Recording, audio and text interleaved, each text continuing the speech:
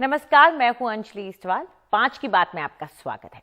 45 साल की उम्र में पुष्कर सिंह धामी दूसरी बार मुख्यमंत्री बन गए हैं। आज उन्होंने अपने मंत्रिमंडल के साथ शपथ ली। उत्तराखंड की राजनीति में जहां भुवन सिंह खंडूड़ी, भगत सिंह कोश्यारी और निशंक जैसे मंजे हुए नेताओं ने मुख्यमंत्री का पद संभाला है, वहीं धामी खटीमा से अपनी विधानसभा सीट हारकर अब बैकफुट पर नजर आ रहे हैं। धामी वो सीट हार गए जो वो पहले 2 बार जीत चुके थे, 2012 में और 2017 में। 2017 में तो उन्होंने जिसको हराया था, इस बार खटीमा से विधानसभा वही जा रहे हैं। बावजूद इसके पार्टी ने एक बार फिर अपने युवा नेता में भरोसा जताया है, लेकिन उत्तराखंड की राजनीति में बीजेपी की सत्ता में मुख्यमंत्री की कुर्सी बहुत कटीली साबित हुई है। ऐसे में अपनी हार के बाद धामी की गति कहीं धीमी न पड़ जाए। लेकिन इस सब के बीच क्या कह रहे हैं पुष्कर सिंह धामी कि आगे सरकार कैसे काम करेगी उनके नेतृत्व में, आइए सुन लीजिए। सरलीकरण का मंत्र, समाधान का मंत्र और निस्तारण का मंत्र, ये मंत्र लेकर हम पूरी पारदर्शिता के साथ चीजों को सरल करेंगे। हमारी सरकार लोगों के गांव-गांव तक जाएगी, घर-घर तक जाएगी और जो भी अच्छे समाधान हो सकते हैं उन समाधानों को करेंगे। माननीय प्रधानमंत्री जी का जो विजन है कि ये आने वाला दशक ये उत्तराखंड का दशक होगा, इसको उत्तराखंड का दशक बनाने के लिए हमारी सरकार कृत संकल्पित है और जो भी हमने संकल्प लिए हैं उन सभी संकल्पों पर आज से ही हमारी सरकार काम करना प्रारंभ करेगी। कल हम कैबिनेट की पहली बैठक करेंगे, उसके माध्यम से आप सबको बहुत सारी जानकारी। सर उत्तराखंड के इतिहास में ऐसा पहला शपथ ग्रहण समारोह हुआ है, इतने मुख्यमंत्री आए, खुद प्रधानमंत्री मौजूद रहे। संदेश किस तरह का देना चाह रहे हैं आप लोग? मतलब नहीं, हम उत्तराखंड की जनता के सर्वांगीण विकास के लिए काम करेंगे। माननीय प्रधानमंत्री जी के नेतृत्व में, उनके निर्देशन में जो भी यहाँ पर योजनाएं चल रही हैं, पहले कभी ये योजनाएं चली नहीं है, उन योजनाओं को सीधे सीधे धरातल पर पहुंचाने का काम होगा। केंद्र सरकार और राज्य सरकार दोनों सरकारें मिलकर डबल इंजन बनकर राज्य को तेज गति से आगे बढ़ाएंगे। सर, कई मुख्यमंत्रियों से आपने अलग से भी बात की है, कई मुख्यमंत्रियों से अलग से भी बात की है। बहुत सारी योजनाएं जैसे हिमाचल है, हरियाणा है, यहाँ पर हमारी बहुत सारी संयुक्त परियोजनाएं हैं। जैसे किसाऊ बांध बनना है, उस पर भी कुछ परियोजनाएं हमारी संयुक्त रूप से बननी है। उन सभी पर मैंने आज जो भी हमारे अन्य राज्यों के मुख्यमंत्रीगण आए थे उन सभी से बात की है। सभी ने पूरे सहयोग का आश्वासन दिया है। सब मिलकर हम लोग आगे बढ़ेंगे। पहली कैबिनेट होगी तो कल उसकी जानकारी आप सबको देंगे। तो उत्तराखंड की राजनीति पर चर्चा करने के लिए मेरे साथ जुड़ गए हैं उमाकांत लखेड़ा, जो कि एक वरिष्ठ पत्रकार हैं, और साथ में है योगेश राणा, एक और वरिष्ठ पत्रकार। शुक्रिया आप दोनों का हमारे साथ जुड़ने के लिए। लखेड़ा साहब, शुरुआत आपसे करते हैं। जैसे कि वहां एक जर्नलिस्ट पूछ भी रहे थे कि प्रधानमंत्री आए, अमित शाह आए, ये एक तरीके से इशारा करता है कि उनके सिर पर हाथ है बीजेपी हाईकमान का। लेकिन एक मुख्यमंत्री का हार जाना अपनी सीट में, और वो भी जब उन्हीं की सरकार बनी बाद में, और वो भी अच्छी बहुमत से, तो ऐसे में किस बात की तरफ इशारा करता है उनका हारना? देखिए, ये उत्तराखंड में ये जो 5वीं विधानसभा का चुनाव हुआ तो बड़ा अप्रत्याशित ये चुनाव था, और ये चुनाव इस तरह की एक राजनीतिक उथल पुथल होगी, एक सरकार बनेगी, जो मुख्यमंत्री हैं वो चुनाव हार जाते हैं, उनको 10-11 दिन की 12वें दिन उनको मुख्यमंत्री घोषित कर दिया जाता है। और कई लोग भारतीय जनता पार्टी के भीतर कई लोग दावेदार थे, और उनका जो हार थी वो एक बड़ा भारी सेटबैक था भारतीय जनता पार्टी के लिए। और अपोजिशन चूंकि बड़ा कमजोर था, बिखरा हुआ था, और 3 मुख्यमंत्री बदले गए पिछले कार्यकाल में, उसके बावजूद भी भारतीय जनता पार्टी की जो जीत है बहुत अप्रत्याशित है और बड़ी ऐतिहासिक इस सेंस में है कि जो एंटी इनकन्वेंसी जो फैक्टर था भारतीय जनता पार्टी के खिलाफ, और जाहिर सी बात है जमीन पर वो दिख भी रहा था। लेकिन देखिए, भारतीय जनता पार्टी का जो पूरा चुनावी प्रबंधन था, उसने जो एंटी इनकन्वेंसी जो फैक्टर था, उस फैक्टर को एक किस्म से ध्वस्त कर दिया। अपोजिशन कमजोर था, इसके लिए भी जाना जाएगा। दूसरी बात यह है कि प्रधानमंत्री जी और गृह मंत्री जो यहाँ की राजनीति में सीधा दखल रखते हैं और पूरा कंट्रोल करते हैं, पूरा नियंत्रण करते हैं। और उत्तराखंड भारतीय जनता पार्टी के लिए कई कारणों से, जैसे विश्वनाथ कॉरिडोर बनाया भारतीय जनता पार्टी ने 2-3 महीने पहले उत्तर प्रदेश में बनारस को जोड़ते हुए जीत थी जी। लेकिन वजह क्या रही होगी कि मुख्यमंत्री जिस सीट को 2 बार से जीत रहे थे वो हार गए, और वो भी तब जब उन्हीं की अपनी पार्टी जीत के आई? देखिए उसके कई कारण, देखिए जमीनी कारण कई तरह के होते हैं। वो लगातार 2 बार एमएलए थे और वो उतना ध्यान अपने क्षेत्र में नहीं दे पाए जितना ध्यान उनको देना चाहिए था। और लगातार 2-2 बार अगर कहीं से आप विधायक रहे हैं तो बहुत सारे लोग आपसे नाराज रहते हैं, क्योंकि पहले आप किसी पद को होल्ड नहीं करते थे।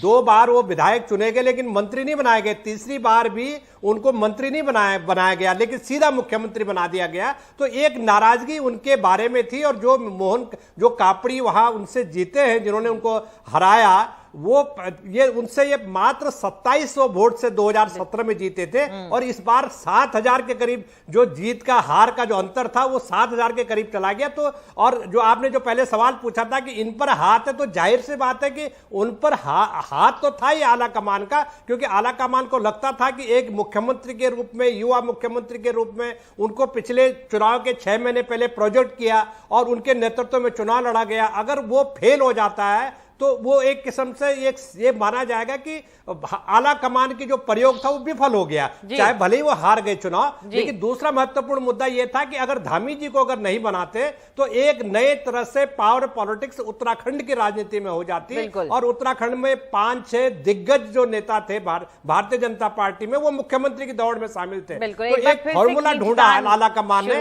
उन्हीं को रिपीट किया, एक जोखिम ले लेते हैं। जी बिल्कुल। योगेश जी, जैसा कि लखेड़ा साहब कह रहे हैं कि कई लोग थे ऐसे जो कि शायद अपने आप को एक मुख्यमंत्री के तौर पर देखना पसंद करते, तो ऐसे में अब पुष्कर सिंह धामी की राह आसान नहीं होगी, क्योंकि आप अपनी सीट हार गए, आपको फिर भी मुख्यमंत्री बना दिया गया। तो जब भी कोई किसी से टकराव की स्थिति पैदा होगी तो उनके चेहरे पे यही कहा जा सकता है कि आप तो अपनी सीट भी नहीं जीत पाए थे। तो कौन से ऐसे लोग हो सकते हैं जो कि इस सिचुएशन में हो कि हाँ भाई मुख्यमंत्री आप बने हैं लेकिन हम इस बात से बहुत खुश नहीं हैं? देखिए, बिल्कुल लखेड़ा जी सही कह रहे हैं बिल्कुल कि बहुत अगर उत्तराखंड भाजपा की बात करें तो कई सारे पावर पॉइंट्स है, कई सारे पावर सेंटर यहाँ पर बनते हैं। लेकिन एक चीज को इसमें पूरा ध्यान देने की जरूरत है कि पुष्कर सिंह धामी के नाम को फाइनल करने में 11 दिन का समय भाजपा के हाईकमान को लगता है।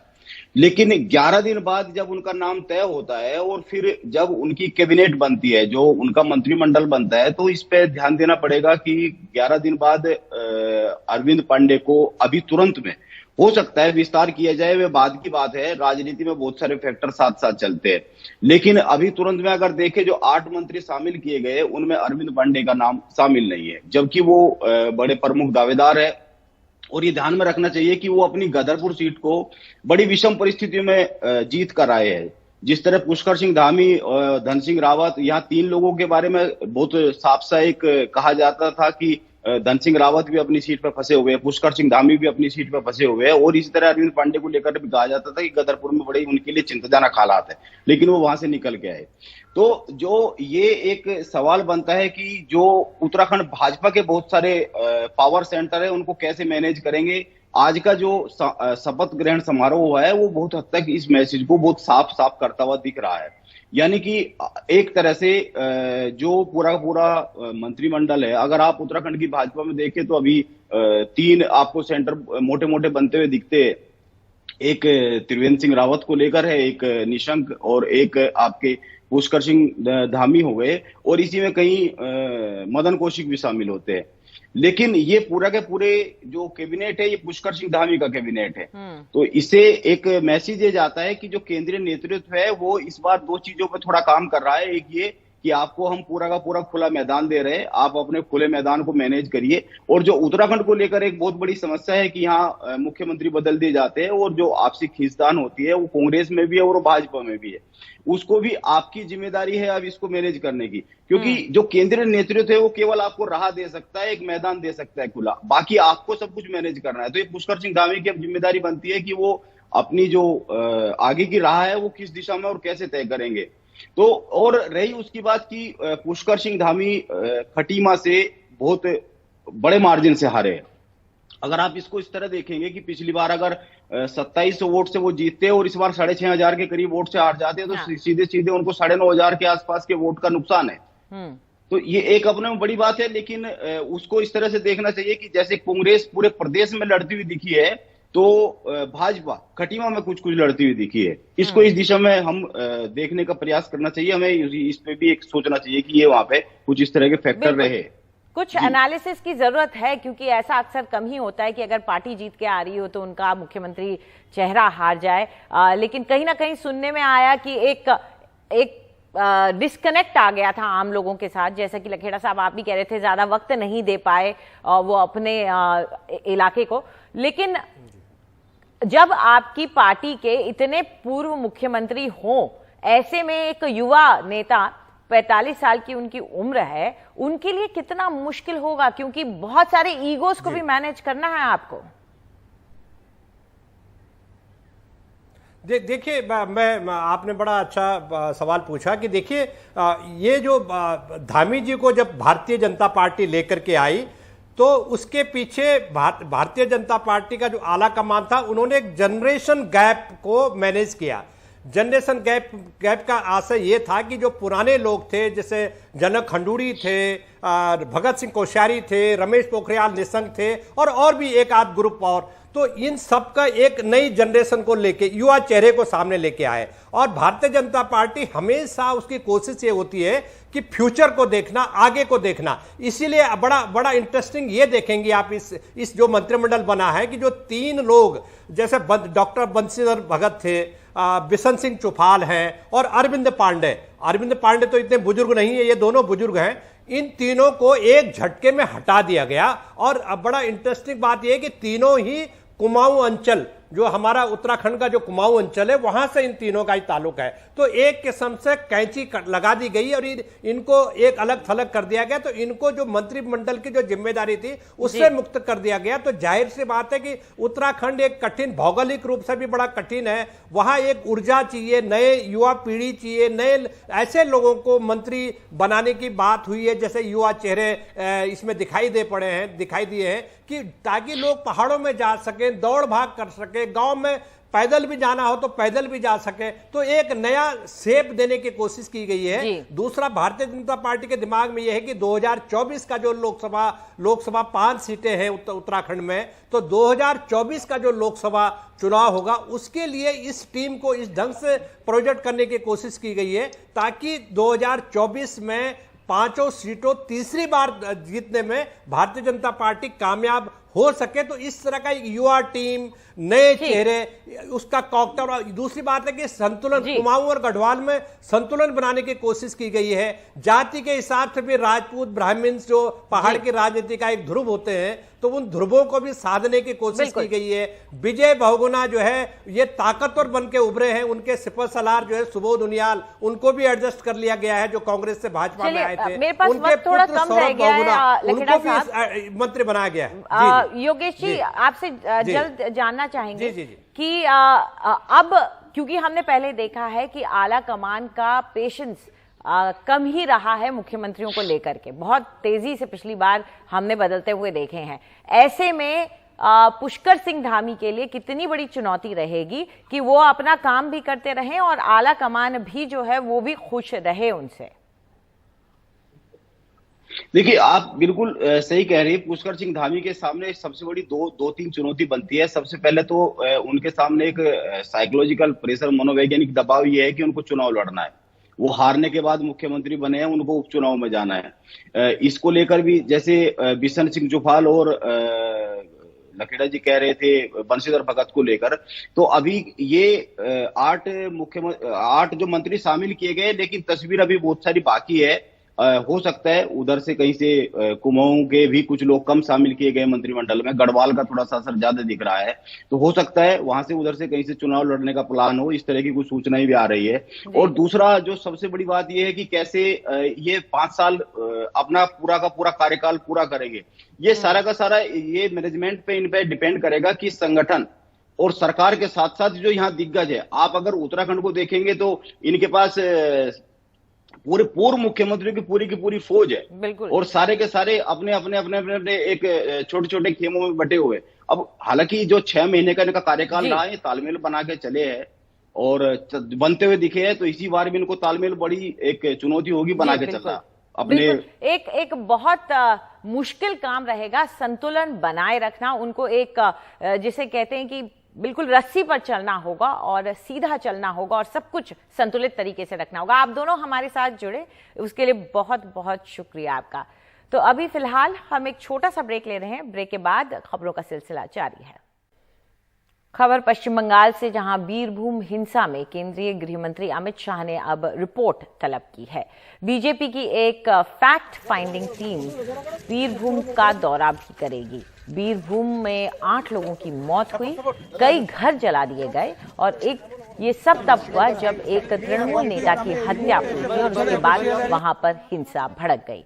मामले पर राज्यपाल जगदीप धनखड़ और मुख्यमंत्री ममता बनर्जी में खींचतान बढ़ गई है। राज्यपाल पर राजनीतिक बयानबाजी करने को लेकर ममता बनर्जी ने एक चिट्ठी लिखी है। राज्यपाल ने बीरभूम की घटना को मानवाधिकार पर गहरा आघात बताया था।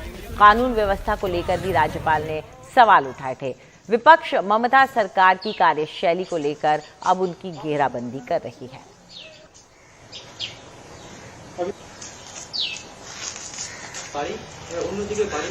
और अब एक दूसरे के आमने सामने आ गए हैं ममता बनर्जी और वहां पश्चिम बंगाल के राज्यपाल। दरअसल राज्यपाल का कहना है कि ये इस वक्त जो हुआ है रामपुर हाट में, ये एक बर्बर भयावह नरसंहार है। वहीं ममता बनर्जी राज्यपाल के बयान को राजनीतिक बता रही हैं और राज्यपाल उनका कहना है कि इसे किसी घटना से नहीं जोड़ सकते हैं। वहीं ममता बनर्जी का कहना है कि संघीय ढांचे के लिए सही नहीं लग रहा है ये रुख। राज्यपाल ये भी कह रहे हैं कि राज्य में कानून व्यवस्था बिगड़ रही है और इस पर जवाब दे रही हैं ममता बनर्जी कि एसआईटी में बड़े पुलिस अफसर हैं और वो इस पूरे मामले की जांच कर रहे हैं।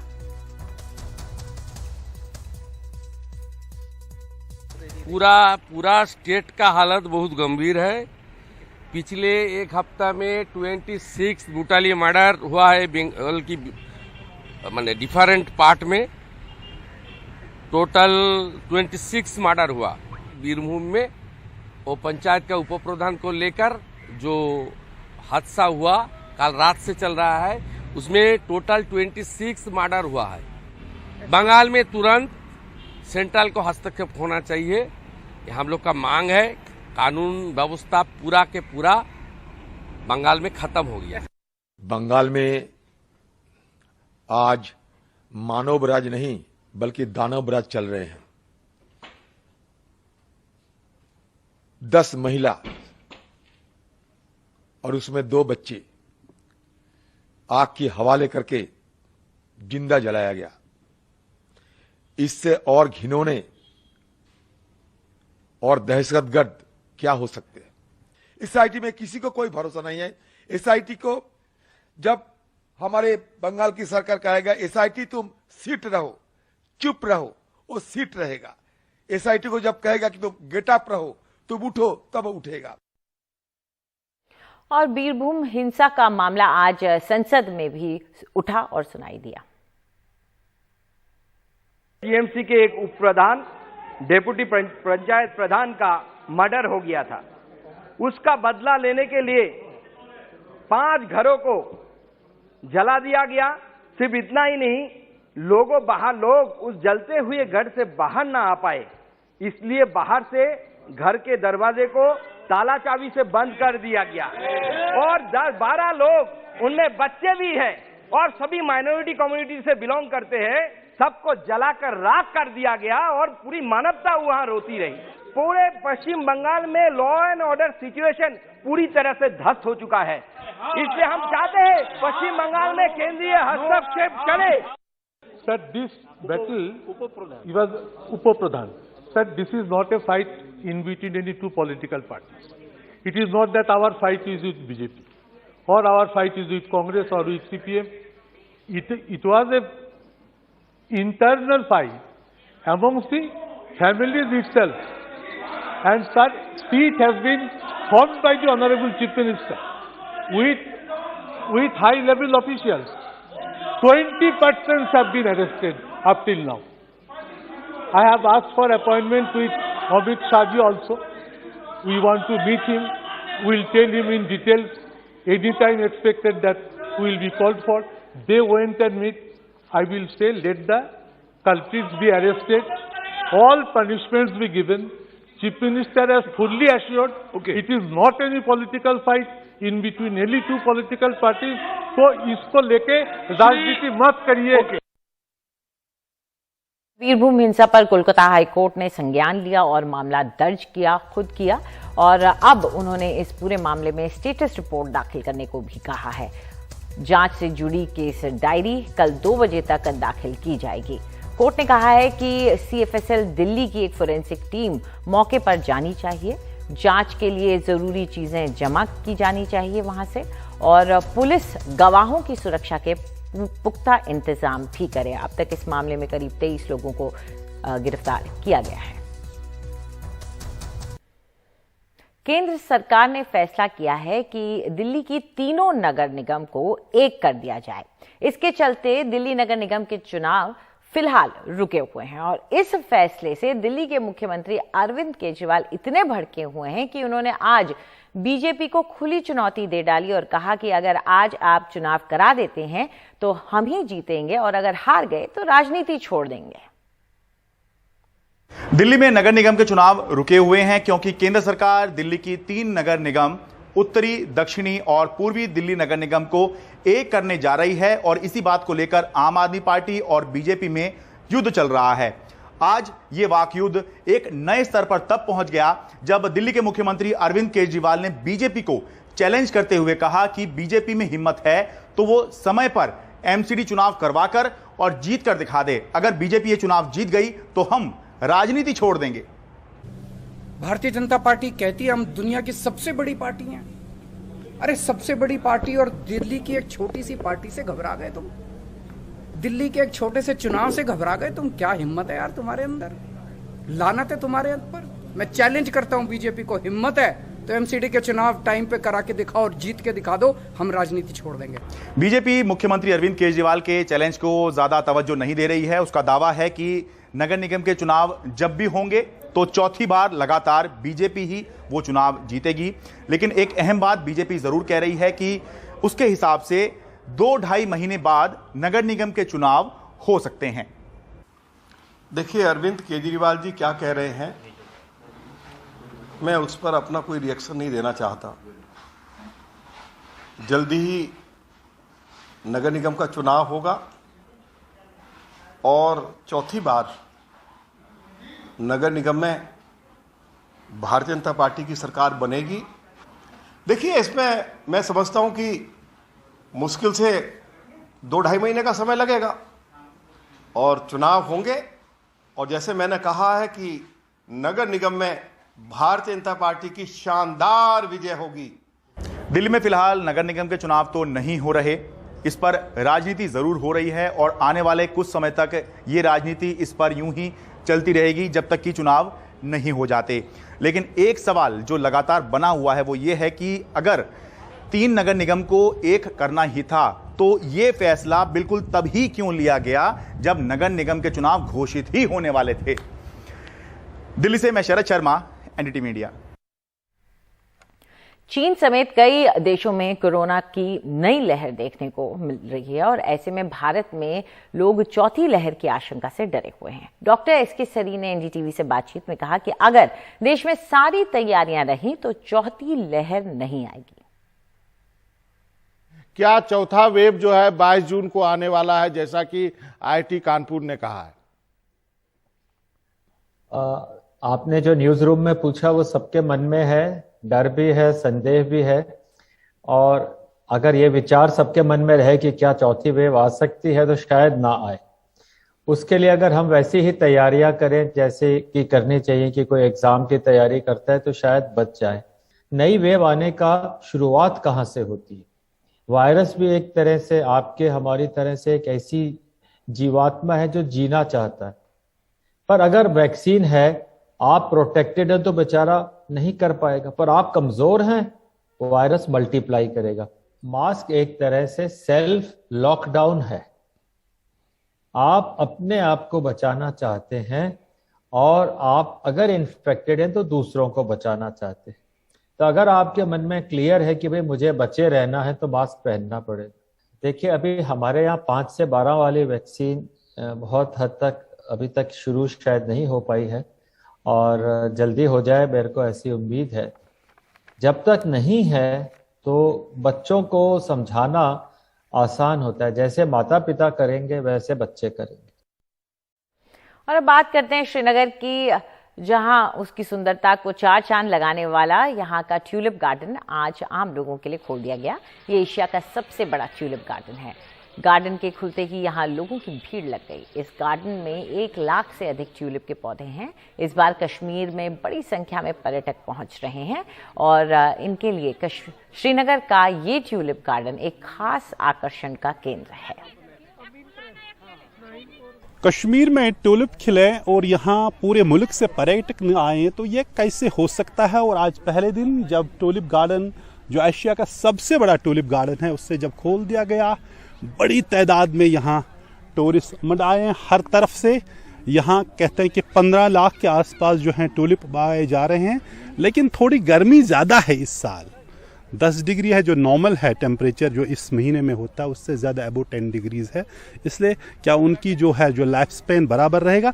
मेरे साथ यहाँ आइए, आप केरला से आए? मैं केरला से आ रहा हूँ। तो मेरा नाम था राजेश। हम यहाँ goats on paradise, it's a goats on paradise I will call it. आपने देखिए आज ये पूरा टूलिप भी आ गया, तो गॉड भगवान इटसेल्फ इज स्माइलिंग, हंस कर रहा है हमारे। तो आपके एल्बम में भी अब होगा ये? जरूर जरूर जरूर। टूलिप और खुशियां घर में भी रहेंगी साथ टूलिप की खूबसूरत। और आप बताएं मैम, आपसे बात करें, आपसे बताएं, आप बताएं कि किस चीज ने आपको यहाँ लाया? टूलिप गार्डन देखने के लिए? टूलिप गार्डन और सब कश्मीर देने के लिए आया है। जी जी जी जी। बहुत अच्छा प्लेस है, यहाँ का लोग भी बहुत अच्छा है। टूलिप गार्डन देखने में बहुत सुंदर है, बहुत सुंदर। तो यकीनन केरला से आप लोग आए हैं और जिससे कहते हैं कि भगवान की अपनी कंट्री है और या भगवान का कंट्री देश है, भगवान का देश है, या स्वर्ग है, स्वर्ग है। बहुत शुक्रिया। तो टूलिप की एक अहम खूबी यह है कि कितनी मेहनत इसमें लगते हैं। जो यहाँ जो इसके गार्डनर्स होते हैं, पूरा साल वो इस पे मेहनत करते हैं। और ये पूरे एशिया में सबसे बड़ा टूलिप गार्डन है। और इसमें यहाँ जो लोग हैं, न सिर्फ जो लोकल इकोनॉमी बल्कि टूरिस्ट सीजन जो स्प्रिंग में होता था उससे थोड़ा पहले लोग आ रहे हैं इसको देखते हैं हुए। तो आपको भी अगर आना चाहते हैं तो शायद ज़्यादा वक्त नहीं है, 3 से 4 हफ्ते इसकी उम्र होती है। आइए, कश्मीर की जो खूबसूरती का लुत्फ़ उठाइए और यहाँ टूलिप गार्डन देखना न भूलिए।